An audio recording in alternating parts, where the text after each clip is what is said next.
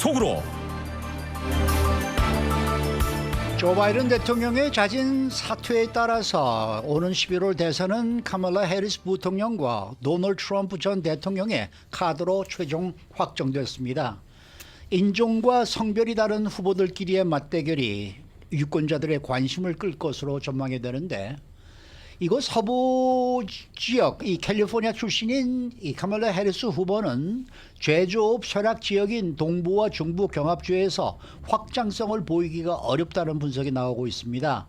이 때문에 백인 남성들이 선호하는 부통령 후보를 러닝메이트로 지명해서 이 같은 단점을 보완해야 한다라는 지적이 나오고 있습니다. 또 도널드 트럼프 2세와 약혼을 했던 트럼프 전 대통령의 예비 맏며느리 킴벌리 길포드가 민주당 대선 후보로 거론이 된 게빈 뉴섬 주지사의 첫 번째 부인으로 밝혀졌습니다.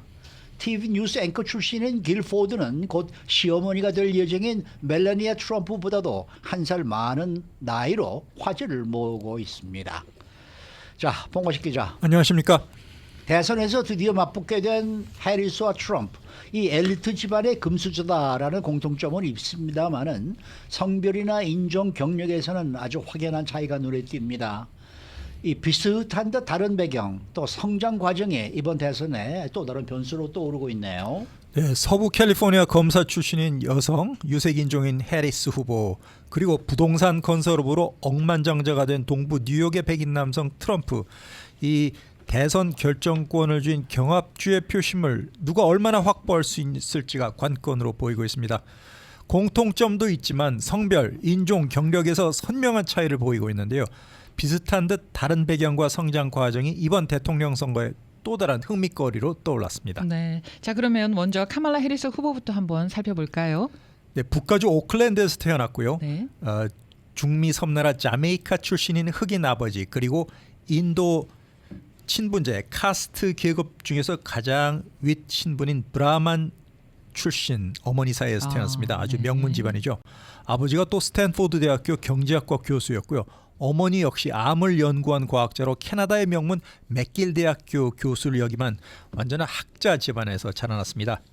그렇지만 어린 시절에 카말라가 어렸을 때 부모님이 이혼을 했고 어머니와 같이 살면서 인도 외가의 영향을 많이 받았는데, 외조부 겸 인도의 장관을 지냈던 고팔란 할아버지와 친했답니다.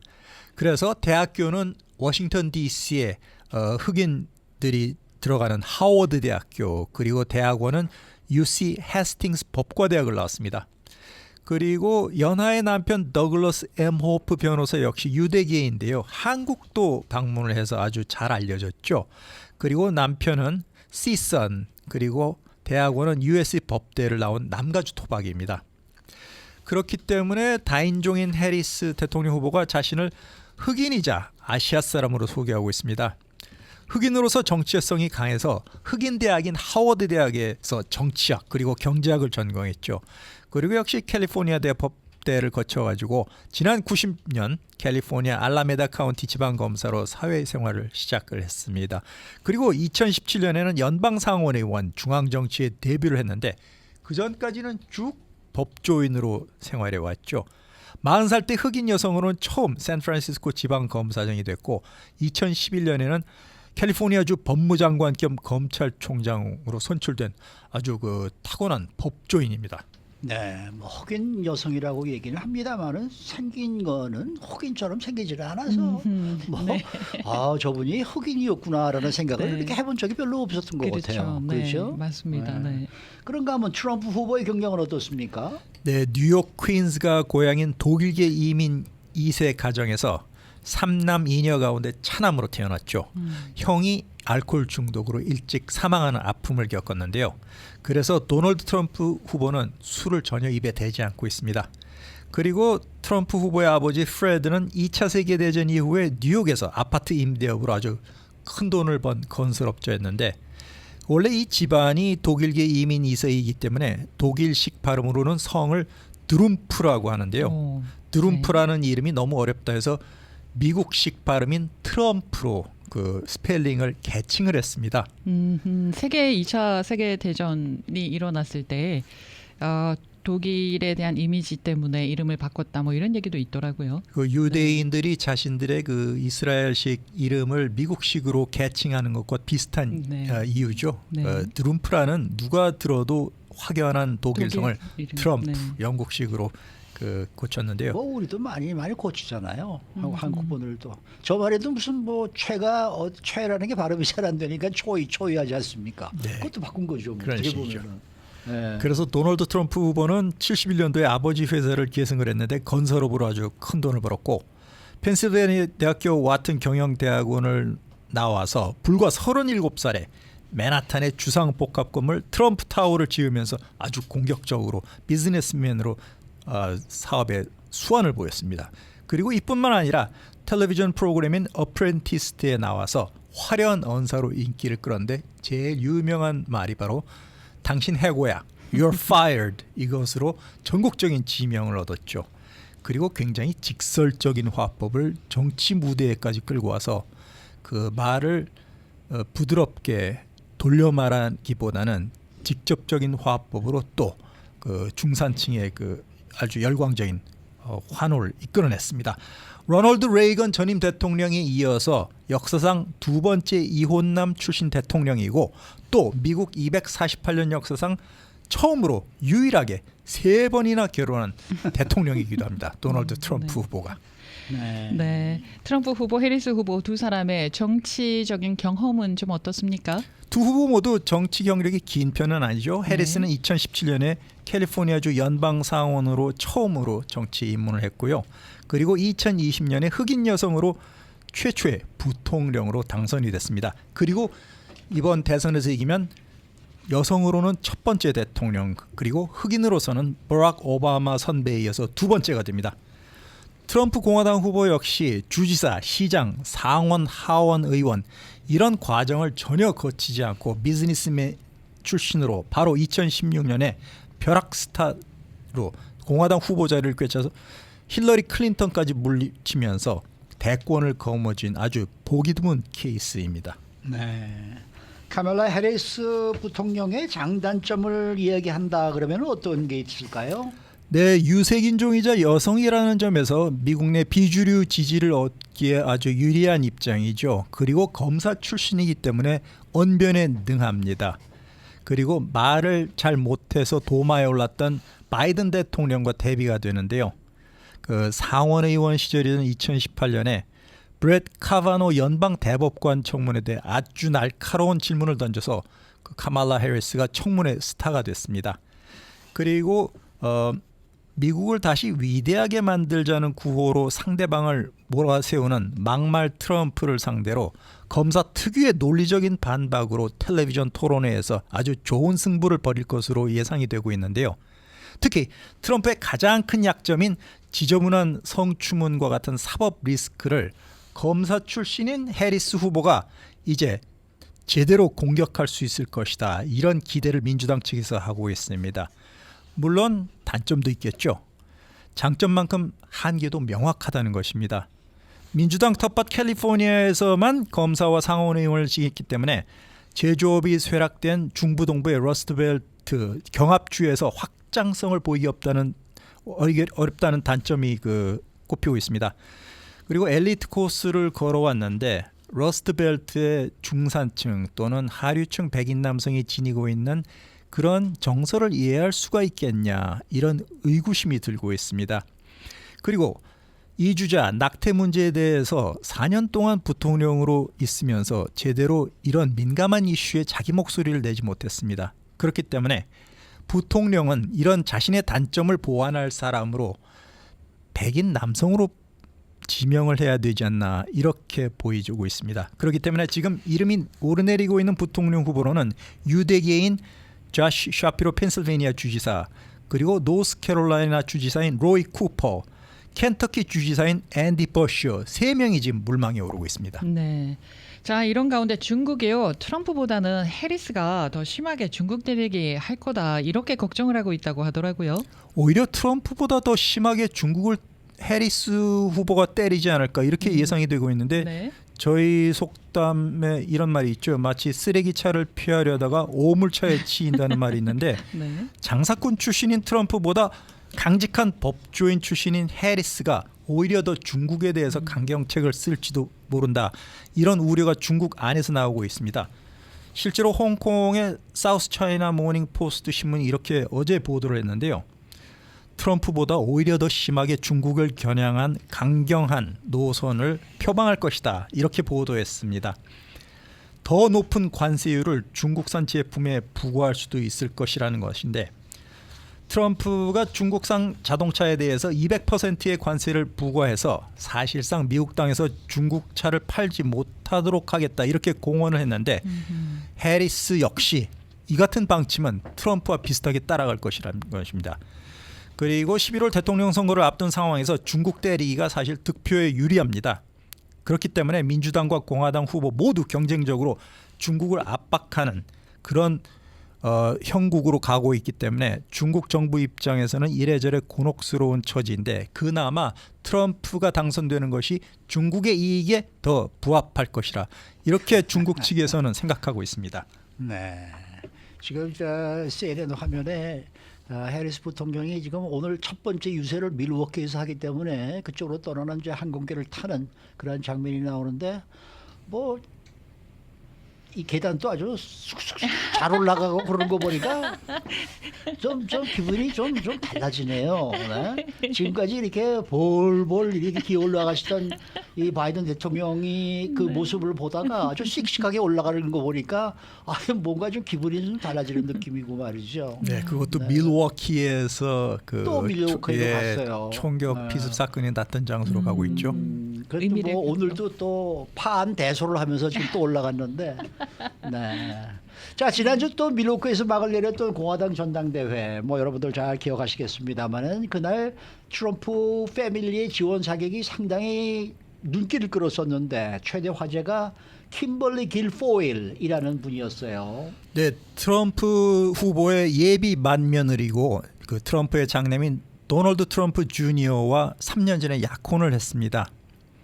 그렇기 때문에 남편보다 약혼남보다는 8살 많은 연상의 여인이고 또 시어머니가 될 멜라니아 여사보다 한 살이 오히려 더 많은 55살 여성입니다. 네. 아일랜드계 부친 그리고 푸에르토리코계 모친 사이에 샌프란시스코에서 태어난 천주교 신자인데요.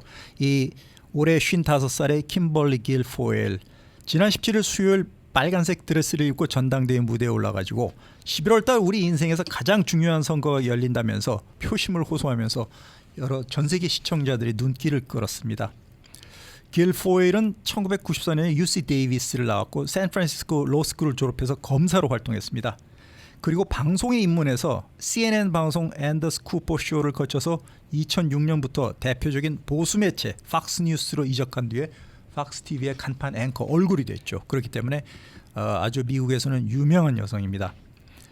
그런데 2018년에 트럼프 주니어가 이혼한 뒤에 트럼프 일가와 그 길포이가 인연을 맺게 됐습니다. 그 트럼프 캠프의 모금 책임자 겸 법률 고문을 맡았는데요. 전당대회 찬조 연설도 했고 특히 그 아까도 잠시 말씀드렸습니다만 킴벌리 길포일은 예전에 그 샌프란시스코 슈퍼바이저 그리고 지금은 캘리포니아 주지사로 유명한 게빈 뉴섬과 2001년에 결혼을 한 바가 있습니다. 그렇지만 5년 뒤에 뉴섬이 캠페인 매니저의 부인 루비 리티 터크라는 여성과 연문을 일으키자마자 참지 않고 바로 이혼을 하고 그리고 기업가 에릭 빌렌시와 재혼을 했는데 다시 이혼을 하고 이번에 세 번째로 트럼프 주니어와 약혼을 했습니다. 그렇기 때문에 시어머니인 그 백악관 영부인을 역임한 멜라니아에서보다 한 살이 많은데 만약 전 남편인 게빈 뉴섬이 미래의 민주당 대통령 또는 부통령 후보가 된다면 시아버지와 남편의 정당을 상대로 싸우게 되는 그런 골육상쟁 시나리오가 예상되고 있기도 합니다. 왠지 네. 야망이 보이는데요. 이 나중에 도널드 트럼프 주니어가 또 정계로 진출하지 않을까. 그 뒤에서 또 도와주면서 자기도 정계로 나아갈 그 그림을 좀 그리고 있는 건 아닐까 이런 생각이 지켜봐야 될 드네요. 것 같습니다. 네. 아까 트럼프 전 대통령이 지금 3번 결혼한 첫 번째 대통령이라고 말씀하셨잖아요. 네. 네. 이 여자분도 지금 이 아들하고 결혼하게 되면 세 번째 결혼을 하는 거예요? 네, 아직 약혼 3년 전에 약혼식을 하고 결혼식은 이제 미루고 있는데요. 말씀하신 대로 결혼식을 올리게 되면 세 번째가 되는 이야, 것입니다. 참 대단한 집안이네. 그러나 저러나 오늘 뭐 지금 나오는 네. 거 보면은 뭡니까 해리스 부통령에 대한 기부금이 지금 어젯밤까지 1억 달러를 돌파했는데 무려 3만 명의 새로운 기부자들이 돈을 보냈다 그래요. 그러니까 지금 이 해리스 부통령에 대한 인기가 아주 폭발적이지 않나 이런 생각이 드는데 돌풍을 일으킬 가능성이 있네요. 네, 아직은 모르겠습니다만 네. 작은 돌풍을 일으킬 수 있는 그런 가능성. 후보가 아닌가 이 맞습니다. 기대가 되기도 하네요. 네. 네, 저는 공화당인데 왜 갑자기 민주당 편을 들고 있는지 모르겠습니다. 그게 바른 거죠. 네. 네. 그게 바른 겁니다. 제가 분명히 말씀드렸잖아요. 예를 들어서 민주당에서 새로운 젊은 후보가 나온다 그러면은 제가 공화당이지만은 민주당을 찍겠다라고 네. 얘기를 했단 말이에요. 네네. 그러니까 저는 그 약속을 지켜드려야죠. 저도요. 만약에 네. 트럼프 후보가 아니고 네. 바이든 대 아주 훌륭한 그 공화당의 대통령 후보가 나왔으면 저도 아마 그 그러면 새로운 사람을 공화당도 뽑았을 붙어있죠. 가능성이 그렇죠. 많습니다. 맞습니다. 저는 그게 바르다고 생각합니다. 네. 수고 많으셨습니다. 봉화식 기자였습니다.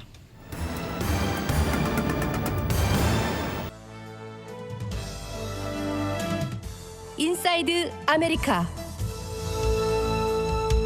네, 레이 한인타운에 새로 지어지고 있던 아파트 건물이 건설비 인상과 급등한 이자 부담으로 결국 LA4LA 이 프로그램의 도움을 받아서 58개의 베드룸을 갖춘 노숙자 주택으로 탈바꿈한다는 소식입니다.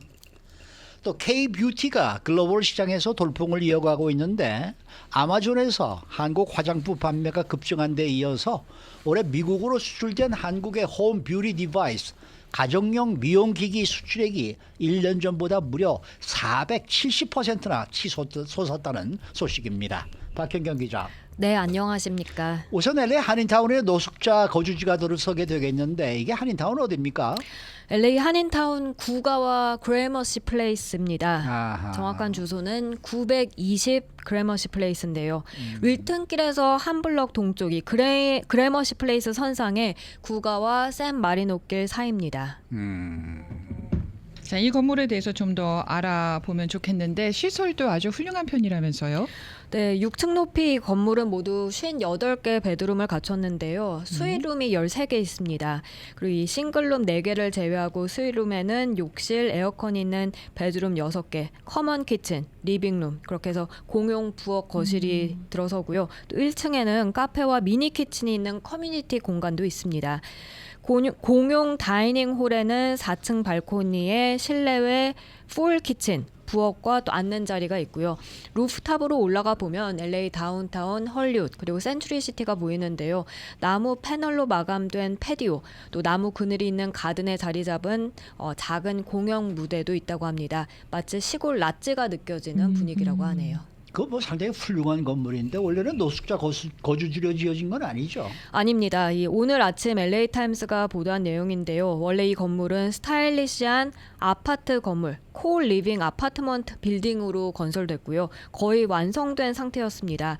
그런데 그 건설비 인상과 급등한 이자 부담으로 상황이 달라졌습니다. 인플레이션으로 인해서 건설 대출이 1,400만 달러가 늘어났고요. 또 프라이머리 론 이자율은 2배 이상이 뛰어서 10%가 됐습니다. 그런데 페이먼을 지불할 돈은 남지 않았고요.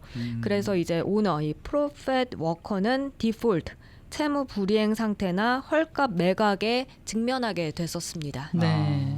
그런데 이런 상황에서 이 건물이 어떻게 노숙자 주거지로 탈바꿈하게 된 건가요?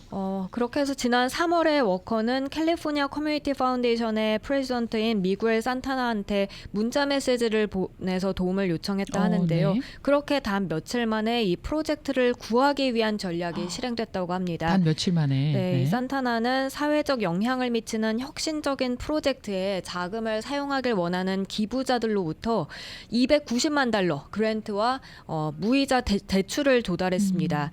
그리고 워커가 문자 메시지를 보낸 지 4개월도 채 지나지 않은 7월 5일 LA 시장 캐런 베스 그 인사이드 세이프 프로그램을 통해서 쉘터에 배치됐던 사람들이 이 건물로 이사해 오기 시작했습니다. 그러니까 노숙자들이 이제 들어온 건데요.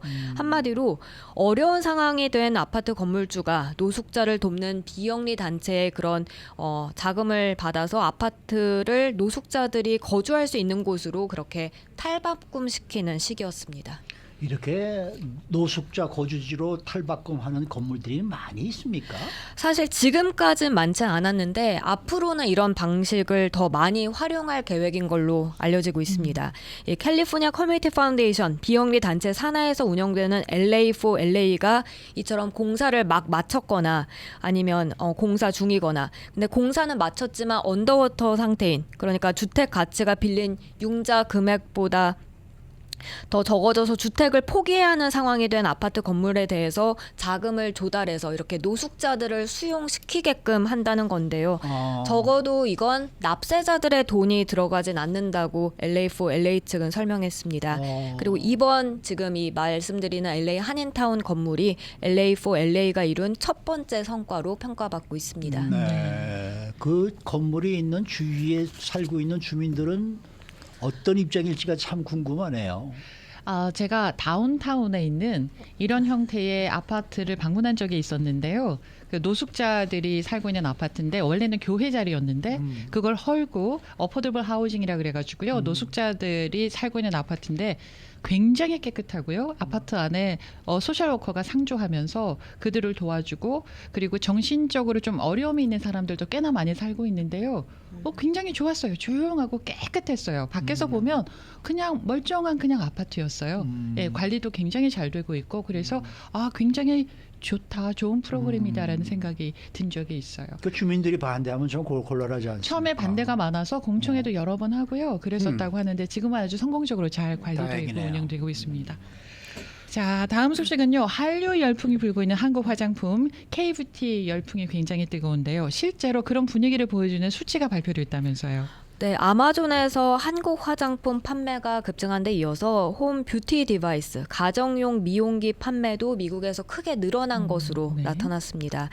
먼저 한국에서 올해 상반기 홈 뷰티 디바이스 수출액이 이미 지난해 연간 실적에 육박했다 하는데요. 특히 이곳 미국 수출액이 미용기기 수출을 견인했습니다. 미국 수출액은 1년 전 같은 기간에 비해서 무려 470%가 급증했습니다. 이건 한국무역협회가 오늘 발표한 자료에서 나온 와, 수치입니다. 1년 동안에 무려 470%가 늘어난 거네요. 네.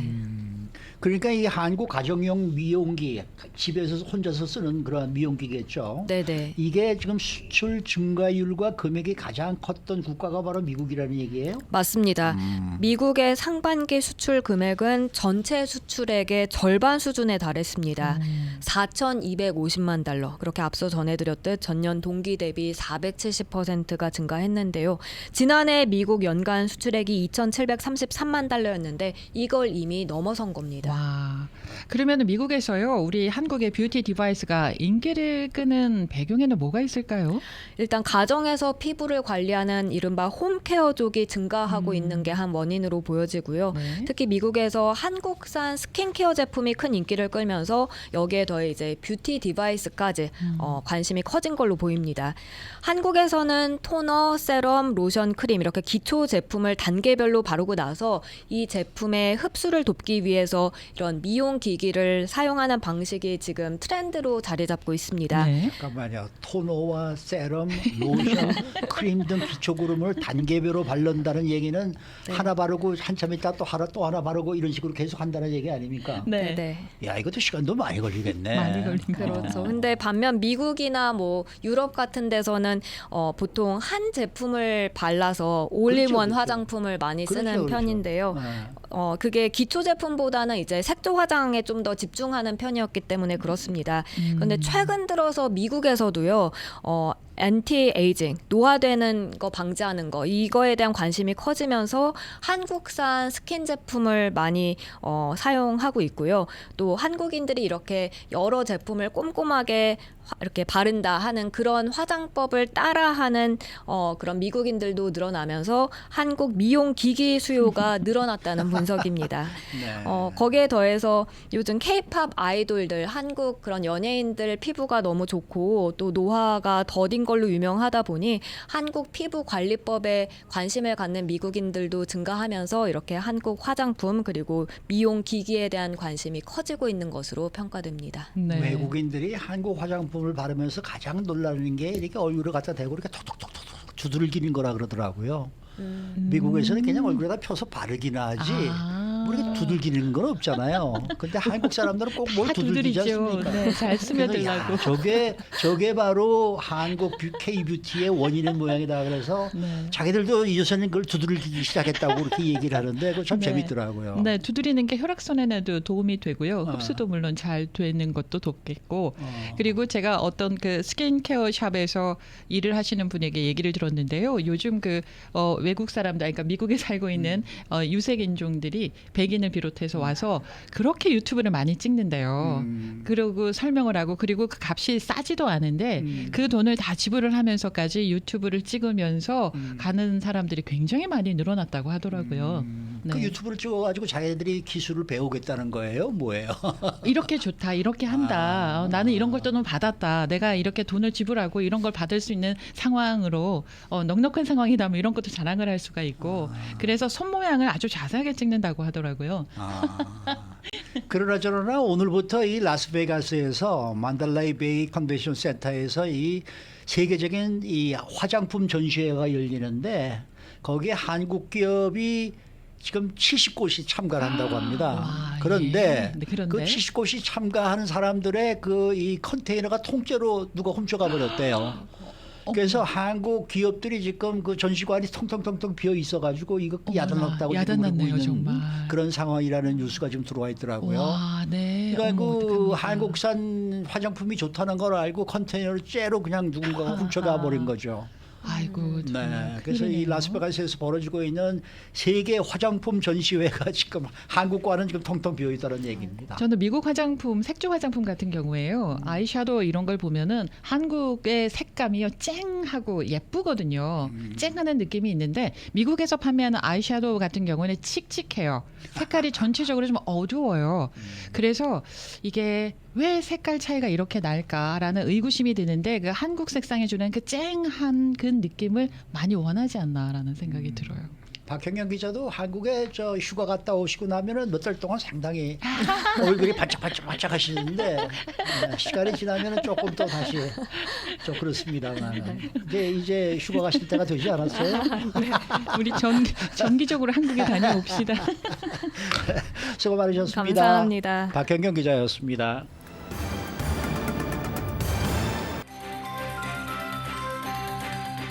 데일리 브리핑.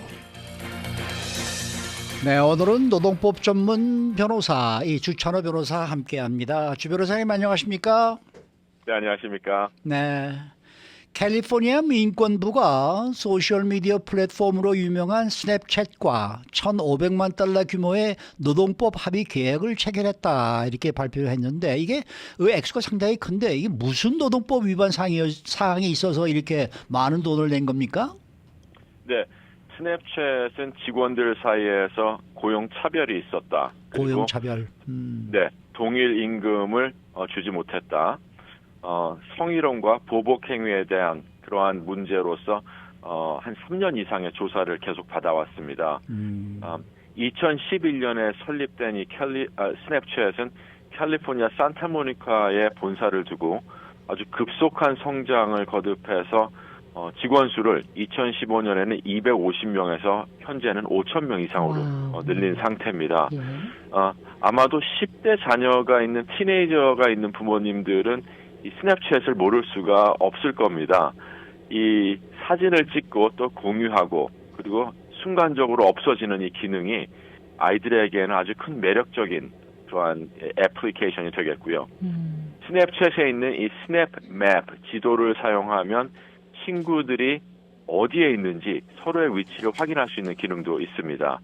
10대들에게 소통할 수 있는 가장 인기 많은 메시징 앱이라고 볼 수가 있겠고요.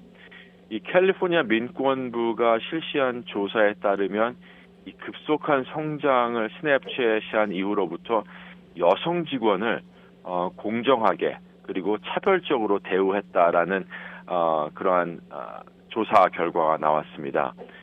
여성 직원들이 승진 지원을 적극적으로 방해하거나 자격이 부족한 남성 동료들에게 승진을 대신 주고 또 여성들이 원치 않는 성적 접근과 괴롭힘을 당했다라고 주장을 했습니다. 또 직원들이 문제를 제기했을 때는 경영진에서 이 부정적인 성과 평가 또는 어떠한 직업적 기회를 거부를 하고 해고하는 등 보복 행위까지 했다라고 직원들은 밝혔습니다. 네. 합의 액수가 1,500만 달러면 굉장히 큰 액수인데요. 이 전액이 여성 직원들에게 합의 금액으로 지불이 되는 건가요? 네, 한 1,450만 달러 정도가 직원들에게 보상으로 사용이 되겠습니다. 예. 2014년부터 2024년 지난 한 10년 동안 캘리포니아에서 스냅챗 직원으로 인한 여성들은 보상을 받을 자격이 주어지게 됩니다. 스냅챗은 이 회사가 여성에 대한 이 체계적인 임금 차별이나 성차별 또는 괴롭힘이나 보복 문제가 있다고 전혀 우리는 생각하지 않는다라고 스냅챗은 발표를 했고요. 예. 또한 민권부의 주장과 분석에 동의하지 않는다. 하지만 이 장기 소송의 법적 비용과 영향 등을 고려해서 우리는 합의를 본다라고 언급을 했습니다. 트러블섬한 걱정이 되는 부분입니다. 그 이유는 이 1,500만 달러는 15 밀리언 달러가 되겠습니다. 어떻게 보면 노동법 합의 금액으로는 좀 큰 액수라고 볼 수가 있겠고요. 네. 그리고 표면적으로는 민권부의 큰 승리고 자랑처럼 보이는데 사실 좀 더 깊이 들여다보면 이 스냅챗의 연간 매출이 얼마나 되는지를 좀 봐야 됩니다. 네. 이 연간 매출이 4.6 billion dollars, 한국으로 계산을 하면 4조가 넘습니다. 이 1,500만 달러라는 것은 이 연간 매출의 고작 0.3% 분이 되지가 않고요. 이 버켓에 물 한 방울 떨어지는 것과 같습니다. 네. 다시 말해서 이 스냅챗과 같은 소셜 미디어 회사들이 상상을 초월하는 성장과 매출을 거듭하면서 이 모든 문제, 이 노동법 문제 역시 그냥 너무 금전적으로 쉽게 해결하지 않나라는 주장도 상당히 많습니다. 그러면 이 스냅챗에는 지금 보면은 이 풀타임 엠플로이가 5,000명이 지금 넘는 것으로 나오는데 예를 들어서 뭐 한 3분의 2가 여성이다 그렇게 친다 그러면 한 2,000명이 예를 들어서 여성이다 그래서 1,500만 달러를 나눠 갖는다 그러면 뭐 그렇게 큰 액수는 아닐 것 같네요 1인당. 이게 큰 액수가 전혀 아닙니다. 네. 그러면은 그렇게 따져봤을 때 큰 액수가 전혀 아니다라고 했을 때요. 그러면은 네. 그만큼 그 범죄 혐의가 범죄라고 치면 그 죄의 혐의가 그래도 비교적 적다 이렇게 해석이 가능한가요? 뭐 한편으로는 그렇게 해석을 할 수도 있겠지만 사실 4.6 빌리언 달러를 버는 회사에서 이러한 이 정부 기관과 15 밀리언 달러 합의를 봤다는 이야기는 그렇게 돈으로 해결을 하겠다라는 그렇죠. 그런 의도가 많고요. 아예 차라리 회사 내에서 이러한 문제가 있지만 그런 문제를 그냥 돈으로 문제가 생겼을 때 해결을 하고 아주 근본적으로는 해결하지 않는다라는 그러한 또 어떠한 견해가 상당히 많습니다. 네. 아니 이 회사가 캘리포니아의 산타모니카에 본사가 있다고 얘기하셨는데요. 캘리포니아주가 노동법이 굉장히 강한 그 주 가운데 하나잖아요. 맞습니다. 그런데도 이렇게 그 소송이 일어날 만큼 관리를 하지 않았거나 아니면은 그 운영진의 그 철학이 굉장히 좀 이렇게 성차별이 좀 있다거나 뭐 어떻게 봐야 되는 겁니까? 확실히 노동법을 위반하는 성차별 문제라든지 예. 아니면 보복행위라든지 분명히 있었기 때문에 그렇겠죠. 이러한 민권부에서 3년이란 오랜 시간을 조사를 한 거죠. 네. 근데 어떻게 좀 안 좋게 해석을 한다면 뭐 어떤 기관에서 어떤 노동법 위반을 문제를 삼든지 우리는 우리 스타일대로 그냥 계속 회사를 추진을 할 거고 그다음에 문제가 생기면 돈으로 합의를 보면 된다. 라는 그러한 어떠한 멘탈리티와 포지션을 가질 수가 있기 때문에 어떻게 보면 이렇게 급성장하는 이 소셜 미디어 플랫폼들이 좀 위험하다. 그리고 이런 이 사용자들에 대한 생각을 전혀 하지 않고 있다. 뭐 직원들은 마찬가지고 그러한 견해들이 굉장히 많은 상황입니다. 네. 아니 근데 이 스냅챗은 뭐 지금 현재 노동법 외에도 뭐 다른 민사소송에 지금 휘말려 있다 이런 소식도 들리던데요. 네, 맞습니다. 말씀드린 것처럼 이 노동법 문제는 사실 이 버켓의 물 한 방울이라고 볼 수가 있겠고요. 네. 스냅챗을 상대로 이 애플리케이션이 중독성을 갖도록 설계가 되어 있고 그다음에 이런 중독성 사용이 어린이들에게 매우 해롭다는 주장하는 소송이 되겠습니다. 이 소송 사유를 보게 되면 이 심각한 정신 건강 그리고 위험하고 무모한 행동들이 포함이 되어 있고요. 스냅챗으로 인해서 피해를 입은 어린이와 청소년 부모님들이 소송을 많이 제기하고 있는 상황입니다. 어떻게 보면 기억나실지 모르겠지만 이 90년 만에 많은 담배 회사들이 타바코 회사들이 수많은 소송에 휘말리고 거액으로 합의를 보고는 했는데요. 이러한 트렌드가 이제는 소셜 미디어 플랫폼 중독 소송이 되지 않을까 하는 의견도 많습니다. 이 소셜 미디어 회사를 상대로 한 소송이 점점 일반화되어 가고 있고요.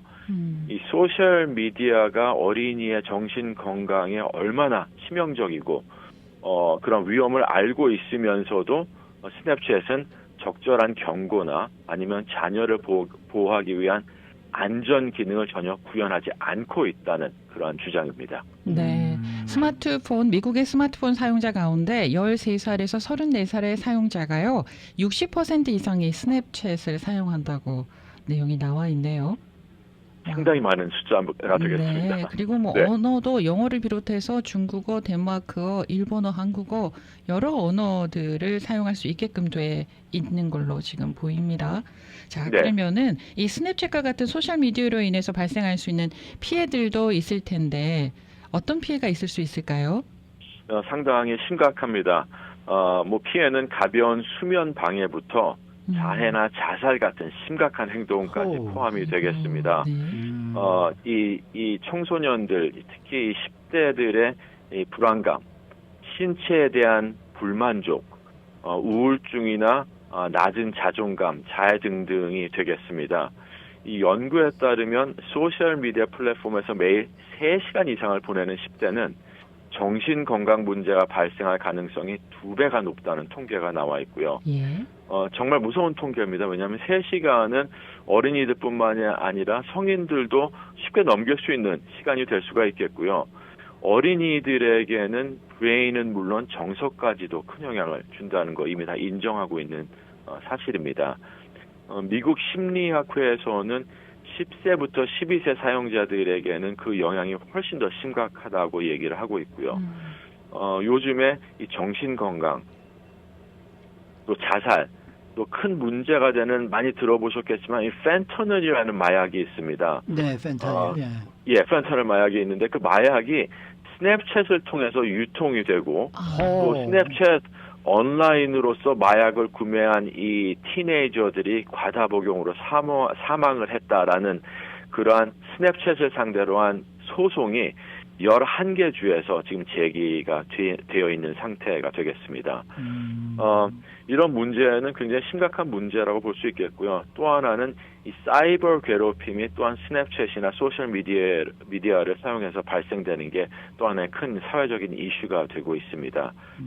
소셜 미디어를 통해서 소문을 퍼뜨리고 당혹스러운 사진이나 동영상을 게시를 하고 상처를 주거나 위협하는 메시지를 보내면서 이 표적이 된 학생들 또는 이 어린이들에게 이 고립감과 두려움, 우울증에 시달리는 사실 이 하이스쿨이나 주니어 하이스쿨에서 지금 이러한 문제가 굉장히 많이 있다는 걸로 저는 알고 있습니다. 이 분야 소송이 많아지고 전문 변호사들이 많이 늘어난다는 뜻은 그만큼 피해자가 많아지고 있다는 해석이 될 수가 있겠고요. 스냅챗과 같은 이러한 소셜 미디어 플랫폼이 좀 더 이 법적인 소송과 분쟁을 통해서 이 사회적인 책임과 의무가 부과되어야 되지 않나 하는 생각이 듭니다. 제가 스냅챗 주가를 한번 방금 말씀 들으면서 이렇게 찾아봤더니 14달러 61센트에 지금 거래가 되고 있는데 계속해서 주가가 떨어지고 있는 그런 상황이네요, 보니까. 그리고 올 초에 그 지난 2023년 4분기에 2억 4,800만 달러의 순손실을 기록했다고 합니다. 그러니까 약간 해가 지고 있는 듯한 그런 느낌이 드는데 여기에 이런 소송까지 휘말리게 되면은 앞으로 회사가 존속할 수 있을지 아니면은 또 다른 회사에 인수합병이 될지도 관심이 좀 있겠는데요. 네. 원래 네, 좀 두고 봐야 될 문제 원래 같습니다. 페이스북이 사려고 했었었죠. 맞습니다, 아마. 맞습니다. 사려고 네. 이렇게 오퍼를 넣었다가 좀 네. 그쪽에서 거절을 했죠. 맞아요. 네, 그래서 거절을 해서 또 욕도 많이 먹었어요. 네. 근데 이게 이렇게 지금 기사가 이렇게 될 줄은 잘 몰랐네. 야, 이거 좀 야단났구나. 네. 근데 이게 저 성인들보다는 아무래도 좀 어린 애들이 많이 사용하는 모양이죠. 네, 뭐 저희 집도 마찬가지입니다만 이 아이들이 이 눈을 뗄 수 없을 정도로 이 스냅챗을 계속 보고 있는 상황이고요. 네. 그리고 이 친구들이 어떤 위치에 가 있는지도 확인이 되기 때문에 사실 뭐 보고 있으면서 모든 자기의 이러한 어떠한 이 소셜 관계들 네. 또 학교 관계들 친구 관계들을 컨트롤하는 그러한 하나의 도구로 사용되고 있는 상황입니다. 10대 네. 때는 그런 거 굉장히 예민하지 않습니까? 그 예민함을 자극하고 있는 거네요. 네. 되도록이면은 자제분들이 스냅챗을 이용하고 계시다면은 스탑을 시키는 게 좋겠네요. 그렇습니다. 네. 네. 오늘 말씀 잘 들었습니다. 네, 감사합니다. 네, 지금까지 노동법 전문 주찬호 변호사 함께했습니다.